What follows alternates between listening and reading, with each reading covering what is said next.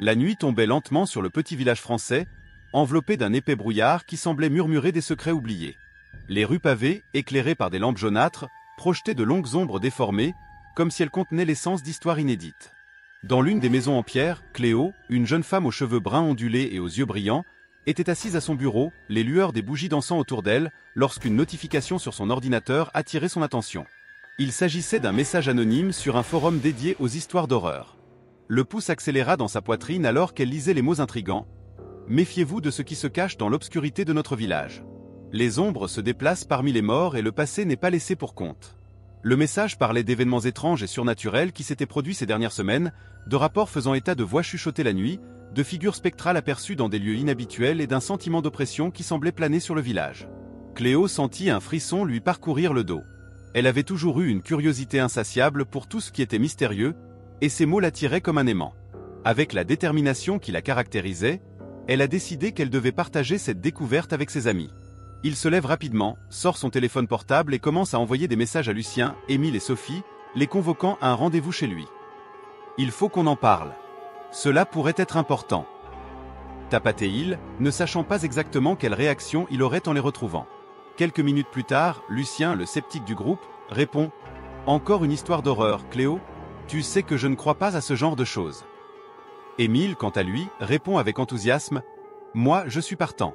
J'ai toujours eu envie d'enquêter sur quelque chose de surnaturel. » Sophie, la plus sensible et intuitive du groupe, a répondu par un emoji étonné, suivi d'un message « J'ai un peu peur, mais aussi intrigué. Rencontrons-nous. » Cléo sourit en voyant leur réponse. La petite réunion promettait d'être intéressante et elle savait que la présence de ses amis rendrait l'expérience plus supportable.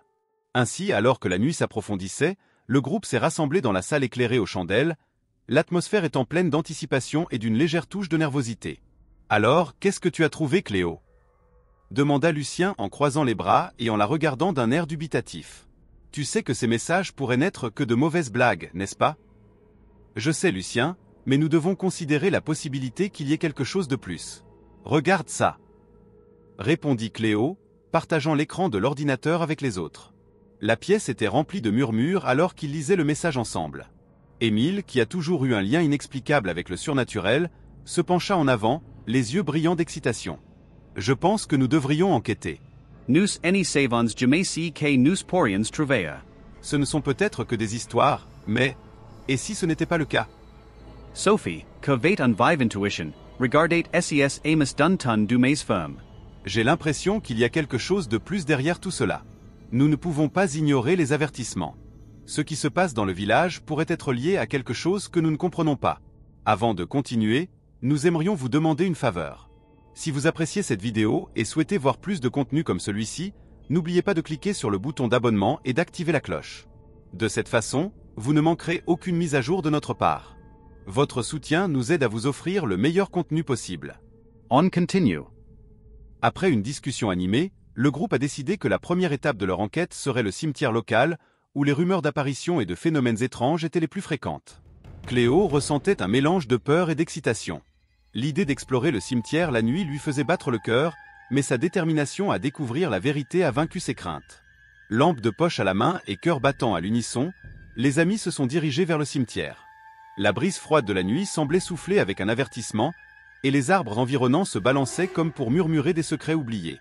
À leur arrivée, ils furent accueillis par un silence troublant, interrompu uniquement par le bruit de leur propre respiration. « Cette atmosphère est étrange », marmonna Lucien, essayant de rester calme en regardant les pierres tombales couvertes de mousse et les ombres qui semblaient s'étendre à la lumière de la lanterne. « Ce ne sont que des histoires. Il n'y a rien ici. » « C'est facile de dire ça quand on n'y croit pas, » rétorqua Émile, le regard fixé sur les ombres qui dansaient autour de lui. « Mais je ressens quelque chose, une présence. » Sophie, plus consciente des vibrations qui l'entouraient, fronça les sourcils. C'est comme si l'endroit était vivant. Comme si les esprits observaient tout. Son expression montrait de l'inquiétude, mais aussi une indéniable curiosité. Alors qu'il marchait parmi les pierres tombales, une sensation de lourdeur s'installa dans l'air. Cléo s'est arrêtée devant une tombe ancienne, dont le nom a presque été effacé par le temps. « Regarde ça !» pointa-t-elle, son doigt tremblant légèrement. Cette pierre tombale a l'air très ancienne. Elle pourrait avoir un lien avec les histoires que nous avons entendues.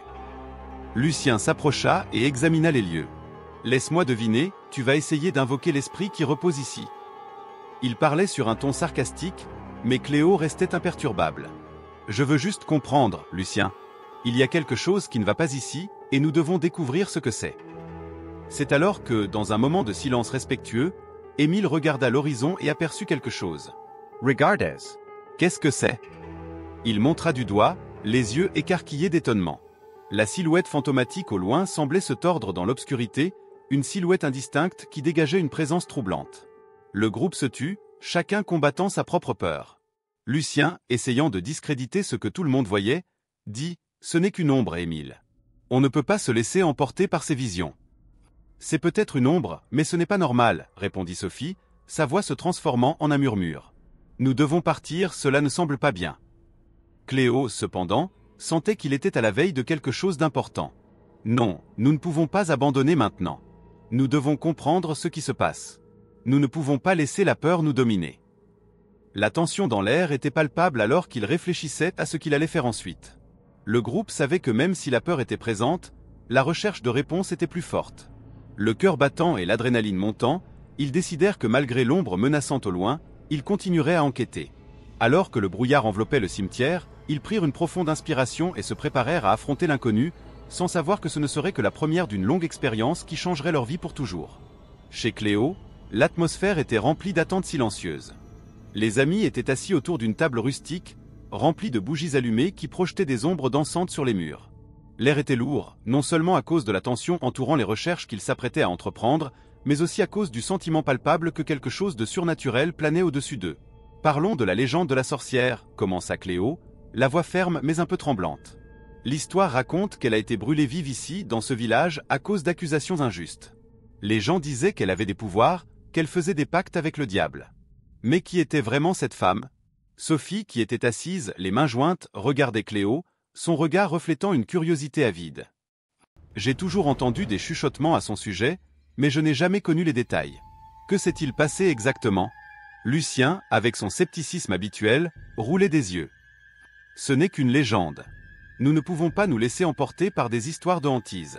Tout est une question d'interprétation. Les gens ont peur de l'inconnu et créent des mythes. Mais, et s'il y avait du vrai là-dedans? Émile est intervenu, d'une voix douce et presque envoûtante. La peur peut être une force puissante, et des histoires comme celle-ci peuvent être ancrées dans des événements réels. Nous devons considérer toutes les possibilités. J'ai fait un rêve bizarre la nuit dernière, l'interrompit Sophie, son ton désormais sombre. C'était comme si j'étais à la place de cette femme. J'ai vu les flammes. Je pouvais entendre les cris. Et à la fin, elle m'a regardé dans les yeux. Il y avait une immense tristesse là-dedans. C'est juste une coïncidence, a répondu rapidement Lucien, essayant de minimiser l'impact de la révélation de Sophie. Les rêves sont influencés par nos expériences quotidiennes. Nous ne pouvons pas prendre cela trop au sérieux. Mais et si c'était plus que ça?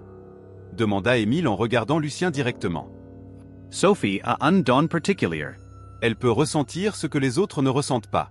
Et si vous vous trompez? L'ambiance dans la salle devient tendue et Cléo décide d'essayer de changer de sujet.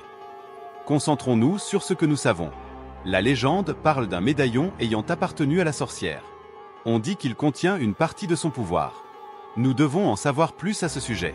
Peut-être pourrions-nous trouver quelque chose sur le médaillon dans la bibliothèque, suggéra Émile, l'esprit déjà bouillonnant de possibilités.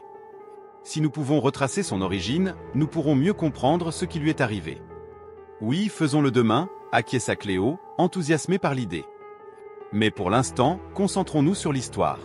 Qui peut dire ce qu'il sait sur cette femme? Sophie inspira profondément, comme si elle s'apprêtait à plonger dans ses souvenirs. J'ai entendu dire qu'elle avait une fille. On dit que la jeune fille a également disparu le jour du procès de sa mère. Personne n'a jamais su ce qui lui était arrivé. C'est intriguant, commente Émile, le regard lointain. Il y a peut-être un lien entre la disparition de la fille et les choses étranges qui se produisent actuellement dans le village. Lucien secoua la tête, visiblement sceptique. C'est de la pure spéculation. Nous ne pouvons pas nous laisser emporter par l'émotion. Nous avons besoin de faits, pas d'hypothèses. Et si ces faits étaient plus terrifiants qu'on ne peut l'imaginer? Murmura Sophie en regardant par la fenêtre alors que la nuit s'approfondissait. Les ombres semblaient s'allonger et un frisson lui parcourut le dos. Le lendemain matin, alors que le soleil commençait à se lever, Cléo avait hâte d'en savoir plus sur le médaillon. En préparant son sac, elle a remarqué que quelque chose n'allait pas. Une petite boîte en bois était là, et lorsqu'il l'ouvrit, un éclat métallique attira son attention. C'était un médaillon, exactement comme celui dont ils avaient discuté la nuit précédente. Surpris, elle le tenait à deux mains, observant les détails complexes qui semblaient raconter une histoire perdue dans le temps. « Sophie !» cria Cléo en appelant son amie. « Regarde ça !» Sophie s'approcha, les yeux écarquillés à la vue du médaillon. « D'où l'as-tu eu ?»« C'était dans mon sac. Je n'ai pas mis ça ici !» s'exclama Cléo, une vague de confusion la traversant. « Vous souvenez-vous de quelque chose à son sujet ?» Sophie toucha le médaillon du bout des doigts et une vague de reconnaissance l'envahit. « Je ne sais pas comment il est arrivé ici, mais j'ai l'impression d'avoir déjà vu ça. C'est comme si j'avais du déjà-vu. Le sentiment est étrange. Comme si j'étais connecté à lui d'une manière ou d'une autre. » Lucien, observant la scène de loin, s'avança avec une expression dédaigneuse. « C'est ridicule. Vous vous laissez à nouveau emporter par l'émotion. Un médaillon ne peut avoir aucun pouvoir. Mais et si c'était le cas ?» questionna Émile en s'approchant de Sophie. « Nous devons en savoir plus sur lui. Ce que cela signifie réellement et pourquoi il est apparu maintenant, après tous ces événements. » Le groupe a décidé que la seule façon de mieux comprendre le médaillon était de visiter la bibliothèque locale. Dès leur arrivée, une odeur de vieux papier et de poussière les enveloppa. Ils se dispersèrent parmi les étagères, chacun cherchant quelque chose qui pourrait relier le médaillon à l'histoire de la sorcière. « Regarde ici !» s'exclama Sophie en brandissant un gros livre à la couverture usée. Il raconte l'histoire de la sorcière et de sa fille. Il contient plusieurs notes sur les rituels et les sacrifices. Pendant que Lucien feuilletait un livre à côté de lui, Émile approfondissait la lecture de Sophie. Ces rituels, il mentionne le médaillon. On dit que c'est un symbole de protection, mais il peut aussi être utilisé pour invoquer des esprits. « Invoquer des esprits ?» répéta Lucien, maintenant avec une expression plus sérieuse. « Cela peut être dangereux. Mais il faut connaître la vérité, a insisté Cléo. Nous devons comprendre ce qui se passe. » Nous ne pouvons pas ignorer cela. Sophie, tenant toujours le médaillon, regardait ses amis. Si l'histoire de la sorcière et de sa fille est exacte, nous pourrons peut-être trouver un moyen d'apaiser son esprit. Si elle est coincée entre ce monde et l'autre, cela explique peut-être ces étranges événements. « Je n'aime pas ça, marmonna Lucien, son scepticisme mêlé désormais d'une pointe d'appréhension. Mais s'il y a une chance que cela puisse nous aider, alors nous devrions continuer. » Avec de nouvelles informations en main, le groupe se sentait plus déterminé que jamais à découvrir la vérité sur la sorcière et le médaillon. Les ombres dans le village semblaient plus épaisses qu'auparavant, et le sentiment que quelque chose les observait grandissait à chaque instant. Ce qui n'était qu'une légende est désormais devenu une réalité terrifiante, et ils sont sur le point de percer un mystère qui pourrait les changer à jamais. L'atmosphère de la bibliothèque locale était épaisse et emplie de l'odeur des livres vieillissants. Les étagères en bois hautes et imposantes semblaient receler de sombres secrets, et les amis, serrés autour d'une table, étaient plongés dans un monde d'histoires oubliées. Émile feuilletait un tome poussiéreux, ses doigts glissant sur les pages jaunies, tandis que Cléo et Sophie discutaient à voix basse, essayant de relier les points entre les récits de terreur qu'il avait trouvés. « Regarde ce cas !» s'est exclamé Émile en interrompant la conversation. L'excitation dans sa voix poussa tout le monde à tourner son regard vers lui. Il est dit ici que la sorcière avait une fille qui a disparu sans laisser de traces. À votre avis, qu'est-ce que cela signifie ? Ce pourrait être juste une légende, Émile, répondit Lucien en secouant la tête avec incrédulité. Les histoires de sorcières sont toujours pleines d'exagération et de fantaisie. Nous ne pouvons pas prendre cela si au sérieux. Mais et si ce n'était pas qu'une légende ? Intervint Sophie, la voix douce mais ferme. Si la fille a réellement disparu, c'est peut-être lié à ce qui se passe actuellement. Les événements étranges, les apparitions, tout pourrait être un écho du passé. Cléo hocha la tête, pensive. Elle se souvenait du sentiment étrange qui l'accompagnait depuis le début de cette enquête. Un lien inexplicable avec les événements entourant la sorcière. La peur et la curiosité s'entremêlaient en lui. « Il faut en savoir plus sur cette fille », dit Cléo, déterminée. « Si elle peut nous donner des indices sur ce qui est arrivé à la sorcière, cela pourrait nous aider à comprendre à quoi nous sommes confrontés. » Lucien roulait des yeux, mais malgré cela, il ne pouvait ignorer la détermination de Cléo. Il se sentait de plus en plus isolé dans son scepticisme. Alors que d'autres se laissaient emporter par les possibilités, lui s'accrochait à la logique, essayant de garder les pieds sur terre au milieu de ce qu'il considérait comme des illusions. Alors qu'ils poursuivaient leurs recherches, le groupe s'est dispersé dans les couloirs de la bibliothèque. Sophie Esalonia en Pou, a Tyree par une section que semblait avoir moins de poussière et plus de lumière. Ses mains caressaient le dos des livres, chacun apportait une nouvelle histoire, mais une en particulier retenait son attention. C'était un vieux livre, avec une couverture en cuir usé. Le titre était presque illisible, mais ce qui l'intriguait, c'était le symbole qui ornait la couverture. Un médaillon très similaire à celui qu'elle avait trouvé dans son sac. Le livre en main, Sophie retourna là où se trouvaient ses amis. Elle ouvrit l'ouvrage avec précaution, son impatience grandissant. « Regardez ça !» dit-il en désignant une image sur l'une des pages. C'était un dessin de la sorcière, avec sa fille à ses côtés. Leur visage était expressif et Sophie sentit un frisson lui parcourir le dos alors qu'elle regardait la sorcière dans les yeux. Il y avait là une douleur profonde, une tristesse qui semblait déborder des pages. « C'est incroyable !» commenta Émile en s'approchant. « Nous devons découvrir ce qui est arrivé à cette fille. Cela pourrait être la clé pour comprendre ce qui se passe dans le village. Mais que se passe-t-il si nous découvrons quelque chose auquel nous ne sommes pas prêts à faire face ?» demanda Lucien, la voix désormais plus basse, presque un murmure. Que fait-on s'il y a réellement une force maléfique liée à tout cela? Sophie regarda Lucien, un mélange de compassion et d'inquiétude remplissant son regard. Il faut être courageux, Lucien. L'histoire de la sorcière et de sa fille ne peut être ignorée. S'il y a quelque chose que nous pouvons faire pour aider ou comprendre, nous devrions essayer. La discussion fut interrompue lorsque Cléo se tourna soudain vers ses amis avec un air alarmé. Et si c'était la fille de la sorcière que nous voyons maintenant? Et si elle essaie de communiquer avec nous? Cette pensée l'a frappée comme un éclair. Cela expliquerait les cauchemars que j'ai faits et la sensation que j'éprouve chaque fois que nous sommes près du cimetière. Sophie fronça les sourcils, un mélange de peur et de curiosité dans les yeux. « Que veux-tu dire par là ?» demanda-t-elle en se penchant plus près. « Pensez-vous que la fille pourrait être coincée entre les mondes, tout comme la sorcière ? » « Je ne sais pas, a admis Cléo. Mais quelque chose me dit qu'il faut découvrir la vérité. Si nous ne le faisons pas, nous ne serons peut-être jamais libérés de cette terreur qui nous hante. » Les heures passèrent rapidement pendant que le groupe faisait des recherches, absorbant tous les détails qu'ils pouvaient trouver sur la sorcière, sa fille et les événements entourant leurs histoires.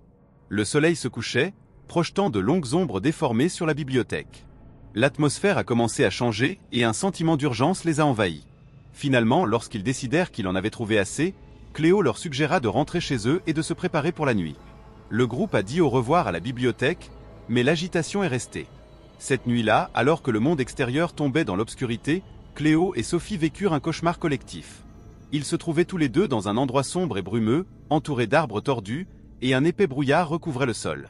Au centre de cette place, se détachait une silhouette imposante.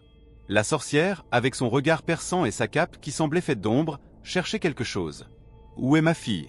résonna la voix de la sorcière, lointaine et pleine de douleur. Cléo et Sophie tentent de se rapprocher, mais une force invisible les sépare. Les mots quittèrent ses lèvres comme un murmure, presque inaudible. « Nous sommes là pour vous aider !» cria Cléo, mais la sorcière ne parut pas les entendre. Le désespoir les envahit tous les deux et ils se retrouvèrent perdus dans un labyrinthe de souvenirs et de sentiments. Dans un mouvement soudain, les deux hommes se réveillèrent dans leur chambre, haletants et paniqués. C'était comme si le poids du cauchemar continuait de les étouffer. Cléo se releva rapidement, le cœur battant à tout rompre. Sophie, à ses côtés, était visiblement secouée. « Ça c'était quoi ?» demanda Sophie, les yeux écarquillés. « Je n'ai jamais ressenti quelque chose d'aussi intense auparavant. La sorcière était...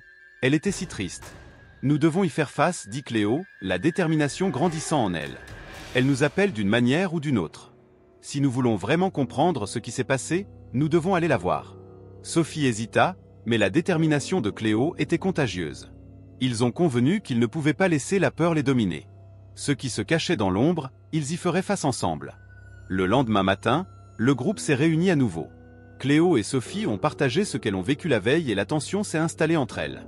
Lucien, une fois de plus, maintint son attitude sceptique, mais il y eut un subtil changement dans son regard. Il semble qu'on s'approche de quelque chose de beaucoup plus profond qu'on ne le pensait, commenta Émile, les mots lourds. Nous devons faire quelque chose à ce sujet. Nous ne pouvons pas ignorer les messages qui nous sont transmis. Sur ce, le groupe a décidé d'accomplir un rituel pour apaiser l'esprit de la sorcière, estimant que cela pourrait apporter la paix à elle et à sa fille. Ils se préparèrent pour la nuit, armés de bougies, du médaillon et de la détermination d'affronter les horreurs qui habitaient leur village. Le cimetière les attendait, et à chaque pas qu'ils faisaient dans l'inconnu, la tension et l'anticipation grandissaient, comme si quelque chose de puissant était sur le point de se révéler. Le cimetière, enveloppé de brouillard et d'ombre, semblait respirer une symphonie de peur et d'attente. Cléo, Lucien, Émile et Sophie formaient un cercle, tenant les bougies vacillantes qui éclairaient leurs visages pâles. Le médaillon, à l'éclat terne, était placé au centre comme un symbole d'espoir et une invitation à la sorcière qui parcourait depuis longtemps ces terres. La nuit était froide et un vent violent commençait à souffler, faisant danser les feuilles sèches comme des âmes perdues. Cléo sentit un frisson lui parcourir le dos. « Sommes-nous prêts » demanda-t-il, sa voix presque perdue dans le hurlement du vent. Lucien, le plus sceptique, eut une expression dédaigneuse, mais son inquiétude était visible. « C'est juste un rituel. Il n'y a rien à craindre si nous restons calmes. » Émile, les yeux fixés sur le médaillon, murmura « Il faut se concentrer. L'énergie que nous invoquons est puissante. » Sophie, à son tour, ressentait une étrange connexion avec son environnement, comme si le cimetière lui-même l'écoutait. « J'ai l'impression que quelque chose va se passer, » dit-elle, la voix légèrement tremblante. Cléo et les autres se rassemblèrent dans un coin, formant une chaîne de mains jointes. « Que les esprits qui habitent ce lieu viennent à nous. Que la sorcière trouve la paix et que nous comprenions sa douleur. » s'exclama Cléo en commençant le rituel. Les flammes des bougies dansaient intensément, comme pour répondre à l'appel. Sodain, un rafale de vent plus forte interrompit le moment. Les bougies se sont éteintes et une étrange lumière a jailli de nulle part, illuminant le cimetière d'une lueur surnaturelle. Un froid glacial remplissait l'air et tout le monde ressentait une présence puissante. Lucien, qui essayait de tenir bon, sentit la panique menacer son contrôle. « C'est juste un jeu d'enfant. Continuons » a-t-il crié, mais sa voix trahissait son désespoir. La lumière tournait et s'intensifiait, formant une figure éthérée au centre du cercle. C'était une femme enveloppée dans un manteau blanc, au visage pâle et aux yeux qui semblaient contenir la douleur des siècles.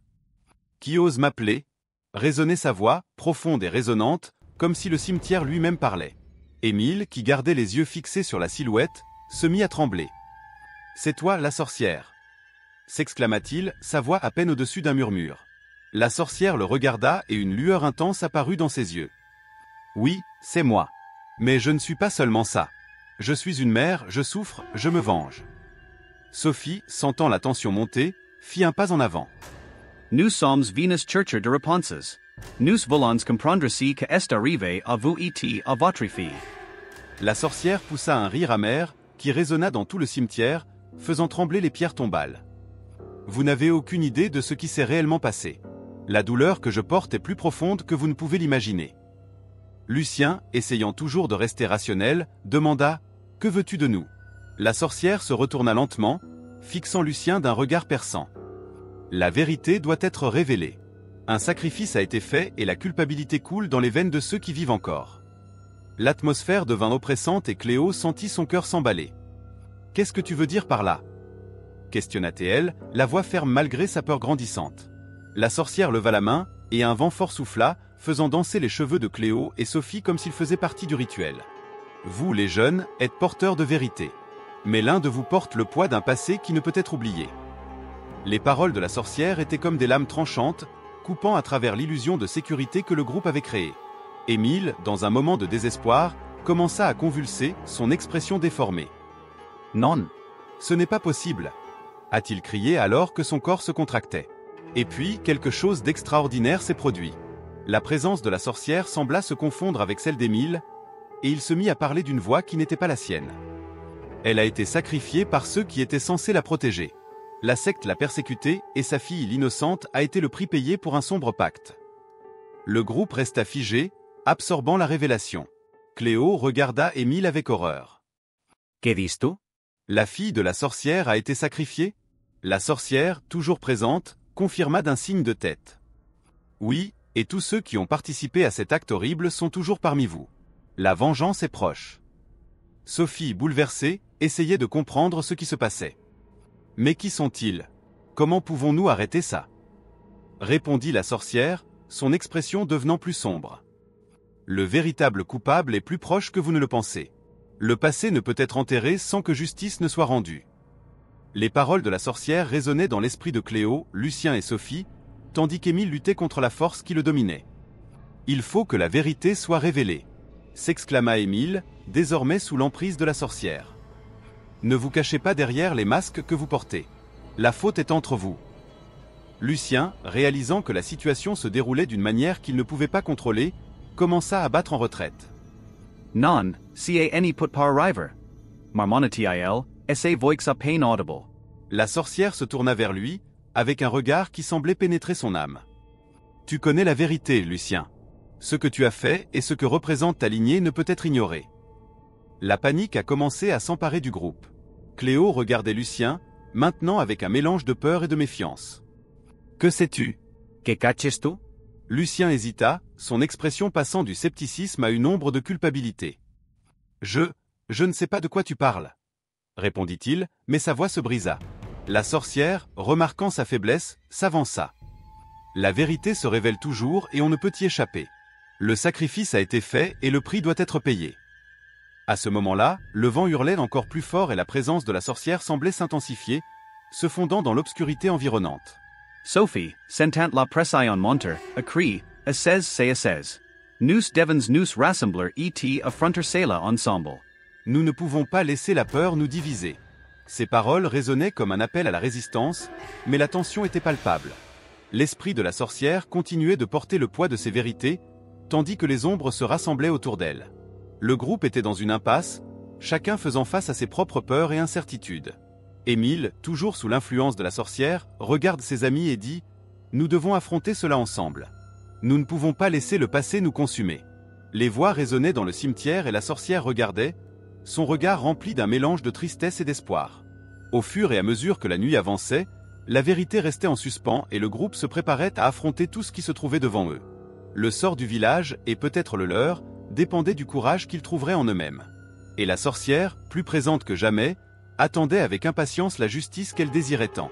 L'atmosphère du cimetière était remplie d'une tension palpable, comme si l'air lui-même attendait quelque chose de terrible. Cléo, Lucien, Émile et Sophie se retrouvèrent à nouveau dans l'obscurité, éclairés uniquement par la lumière vacillante des bougies qu'il avait apportées. Le médaillon, désormais enveloppé de mystère et de peur, pesait lourd dans le sac de Sophie comme s'il voulait se libérer et révéler des secrets cachés. Pourtant, la détermination de Cléo brillait dans ses yeux. « Il faut découvrir qui est le vrai coupable » dit Cléo en regardant ses amis. « La sorcière ne nous a pas révélé ça pour rien. Il doit y avoir quelqu'un parmi nous qui en sait plus qu'il ne le dit. »« Mais comment allons-nous faire cela » demanda Lucien, son ton sceptique résonnant dans l'air. « Nous ne pouvons pas simplement accuser les gens. Cela ne fera que nous attirer encore plus de problèmes. »« Je ne dis pas qu'il faut accuser quelqu'un sans preuve, » répondit Émile, la voix remplie d'un malaise qu'il ne pouvait cacher. « Mais il faut enquêter. Nous devons comprendre qui étaient les membres de la secte et s'ils sont toujours actifs. Qui sait, peut-être trouverons-nous un indice qui nous mènera à eux. » Sophie, jusqu'alors restée silencieuse, regardait le sol, comme si elle absorbait le poids des paroles d'Émile. Elle a toujours eu une sensibilité vive, et l'idée de se heurter aux forces en jeu la terrifiait. « Et si nous étions confrontés ? Et s'ils n'aiment pas notre présence ?» a-t-elle demandé, la voix tremblante. « J'ai l'impression que cela pourrait nous emmener dans un endroit sombre. » « Il faut être courageux, Sophie, » répondit Cléo d'un ton encourageant. « Si nous ne le faisons pas, la sorcière ne trouvera jamais la paix et nous risquerons toujours d'être attaqués par quelque chose que nous ne comprenons pas. » À contre-cœur, le groupe a accepté d'enquêter sur les villageois qui avaient des liens avec la secte. Le lendemain, un sentiment d'urgence et de peur s'est installé et ils se sont séparés pour rechercher des informations. Cléo et Émile se sont rendus chez Madame Louise, une femme âgée qui a toujours été considérée comme une source de sagesse dans le village, tandis que Lucien et Sophie sont allés enquêter sur l'ancien entrepôt qui, selon les rumeurs, avait été un point de rendez-vous pour les sectes. Chez Madame Louise, l'odeur des herbes séchées et le crépitement de la cheminée créaient une atmosphère accueillante, mais Cléo savait que la conversation serait tout sauf simple. La femme, aux cheveux blancs et aux yeux perspicaces, les regardait avec un mélange de curiosité et d'inquiétude. « Qu'est-ce qui vous amène ici, les jeunes ?» demanda Madame Louise d'un ton doux mais ferme. Cléo échange un regard avec Émile avant de trouver le courage de parler. « Madame, nous avons entendu des histoires sur une secte qui existait dans le village et sur une sorcière qui a été brûlée. Nous voulons en savoir plus à ce sujet. » Nous savons que vous pouvez nous aider. L'expression de Madame Louise changea et l'ombre du passé parut s'intensifier dans la pièce. Elle soupira profondément, comme si elle pesait ces mots. La sorcière. Ah, son nom résonne encore sur les murs de ce village. Mais que cherches-tu réellement ? La vérité peut être un très lourd fardeau à porter. Nous devons comprendre ce qui s'est passé et qui est responsable, a insisté Cléo, déterminée. Nous ne pouvons pas laisser le passé nous hanter. Le passé n'est jamais vraiment derrière nous, ma chère, répondit Madame Louise, le regard lointain. Mais si c'est la vérité que tu veux, sache qu'il y a des gens qui préfèrent les ténèbres à la lumière. La secte, ils se cachent sous des apparences de respectabilité. Soyez prudents car la vérité peut faire mal. Pendant ce temps, dans l'entrepôt, Sophie et Lucien fouillaient les lieux, couverts de poussière et de toiles d'araignée. Le silence était oppressant et chaque craquement des planches semblait faire écho à ses propres craintes. Je n'aime pas ça, Lucien, avoua Sophie, son regard nerveux scrutant chaque recoin. Il fait très sombre ici. Nous devons découvrir ce qu'il faisait, répondit Lucien, essayant de paraître confiant. Si nous trouvons des indices, nous pourrons peut-être comprendre le lien entre la sorcière et la secte. Après quelques minutes de recherche, Lucien trouve une vieille boîte verrouillée. Son cœur s'emballa en pensant à ce qu'il pourrait contenir. Il l'attira vers lui et, avec un petit effort, réussit à l'ouvrir. À l'intérieur se trouvait une série de documents jaunis et d'étranges symboles qui ressemblaient à des notes sur des rituels. « Regarde ça, Sophie, dit Lucien en montrant un des papiers. Ce sont des enregistrements de rituels accomplis par la secte.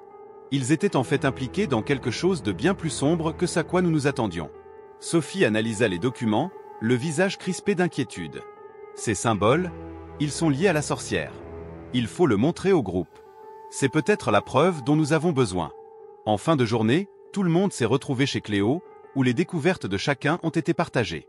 La tension dans l'air était palpable et la méfiance a commencé à s'installer dans les interactions. « Alors qu'as-tu trouvé, Lucien ?»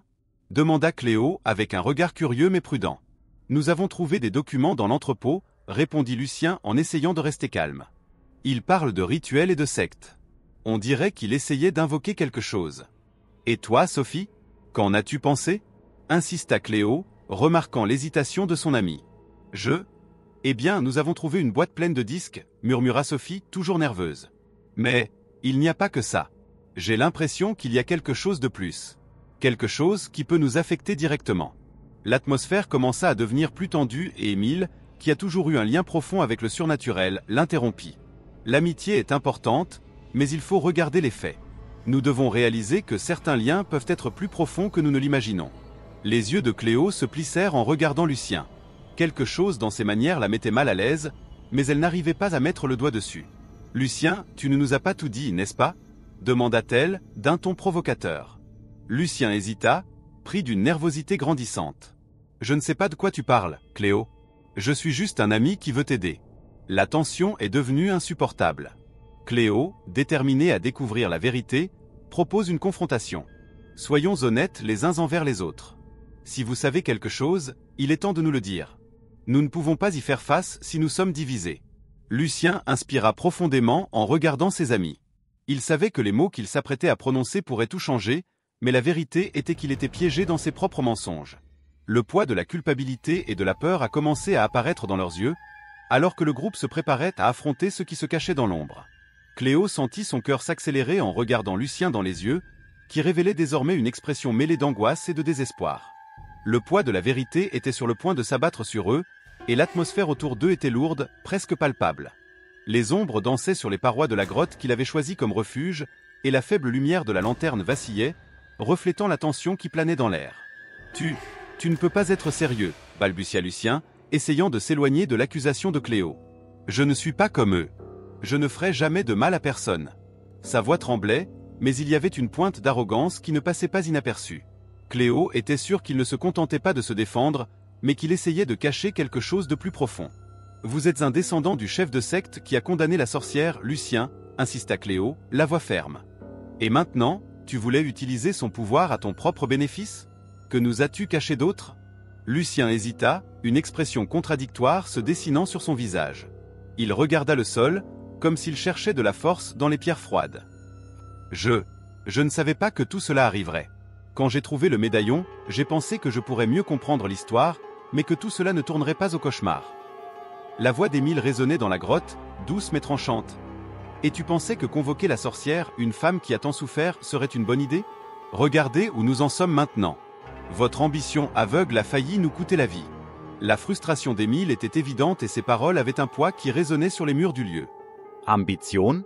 Je voulais juste connaître la vérité. » Lucien était au bord du désespoir.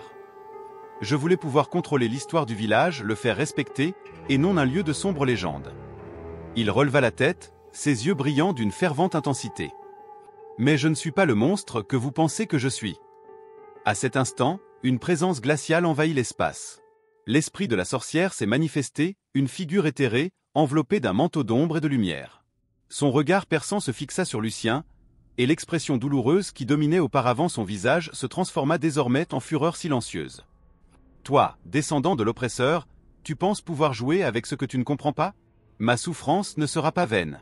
Le groupe se tut, la tension presque insupportable. Cléo, prise d'un élan de courage, fit un pas en avant. Esprit de sorcière, nous sommes venus ici pour comprendre et chercher la paix.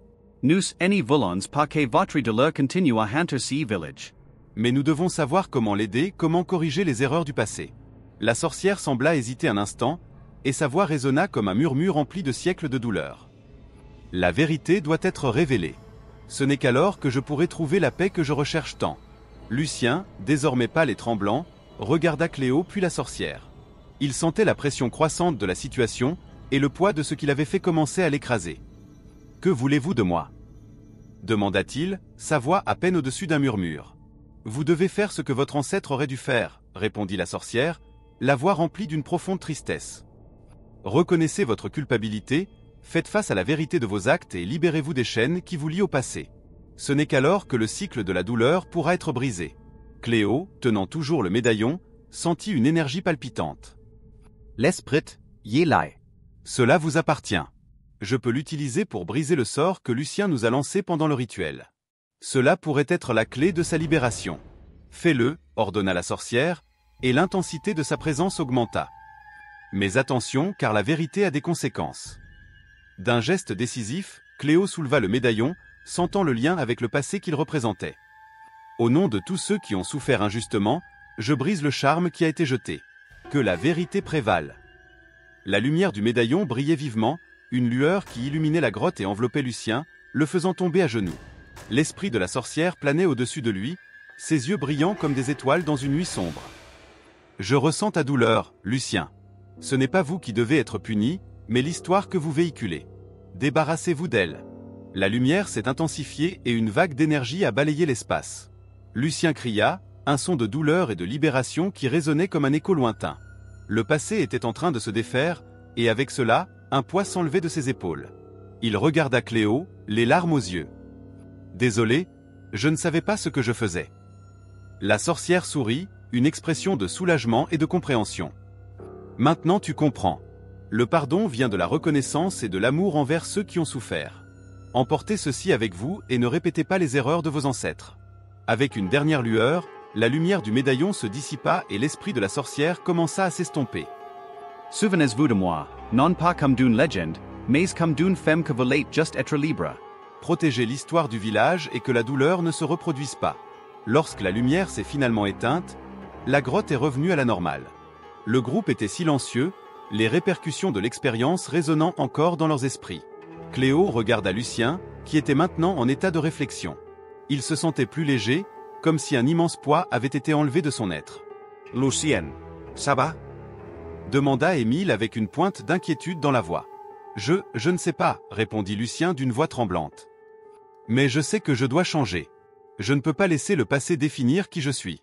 Je ne suis pas mon ancêtre. » Sophie, tenant la main de Cléo, regardait le ciel qui commençait à s'éclaircir.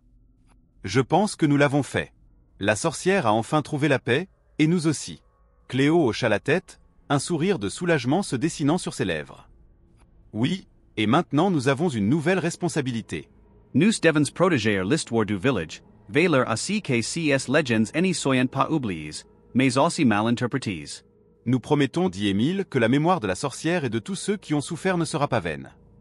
Alors que le soleil commençait à se lever à l'horizon, un nouvel espoir illumina le village. Cléo, Sophie et Émile se sont embrassés, un pacte silencieux d'amitié et de détermination.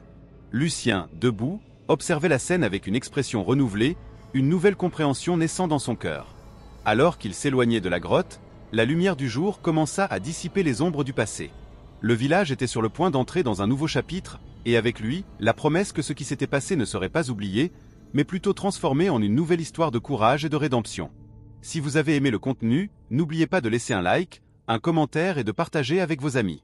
Votre commentaire est essentiel pour la croissance de la chaîne. Et regardez cette vidéo qui apparaît à l'écran. À plus tard.